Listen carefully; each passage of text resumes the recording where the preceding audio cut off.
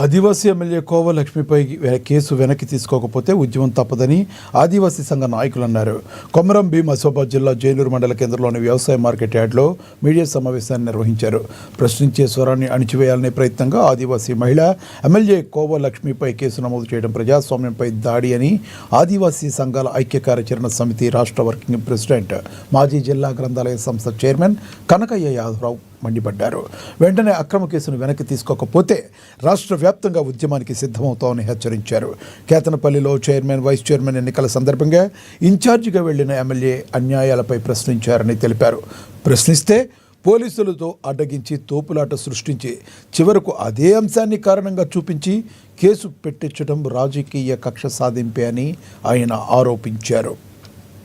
గమనించండి, ఏకైక ప్రతిపక్షంలో ఉన్నటువంటి ఆదివాసీ ఎమ్మెల్యే కోవలక్ష్మి గారు ఉంటే ఆమె రాజకీయాన్ని సమాధి చేసే ప్రయత్నంలో భాగంగా, కుట్రలో భాగంగా మరి ఈ కాంగ్రెస్ ప్రభుత్వం మరి మంచిర్యాలలో ఉన్నటువంటి మరి మంత్రిగా ఉన్నటువంటి వివేక్ వెంకటస్వామి ఆయన తమ దళిత జాతికి ఏం చేయడు, ఎవరికి ఏం చేయరు, కేవలం వానికి B6 సంబంధించినటువంటి పేపర్లు టీవీలు పెట్టి మరి రాజకీయ పబ్బమే తప్పితే మరి ఆ కనీసం తన సమాజానికైనా ఏదైనా చేయాలనే ఆలోచన లేనటువంటి వ్యక్తి.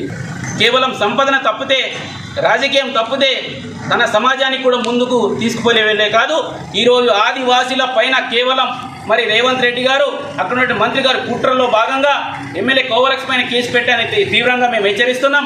తక్షణం వెనక్కి తీసుకోకపోతే రాష్ట్ర వ్యాప్త ఆందోళన కార్యక్రమాలను ఆదివాసీల ఆధ్వర్యం తప్పగా నిర్వహిస్తాం.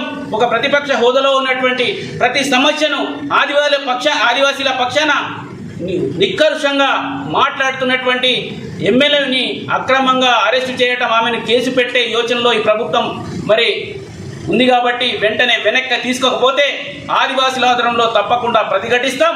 మొత్తం కూడా రాష్ట్రంలోని ఆదివాసీలంతా ఏజెన్సీ ప్రాంతాలన్నీ కూడా మొత్తం ధరలతో పాటు పూర్తి స్థాయిలో మరి బంద్ కార్యక్రమాన్ని, నిరాశన కార్యక్రమం తెలియజేస్తామని మరి ఆదివాసులారా, సంఘాల్లో ఉన్నటువంటి మిత్రులారా, ఆదివాసీ సమాజంలోని పెద్దలారా మనం గమనించాలా. ప్రతిపక్షంలో ఉంటూ మరి ఆదివాసీల పక్షాన ప్రతి సమస్యను నీటారుగా ప్రభుత్వాన్ని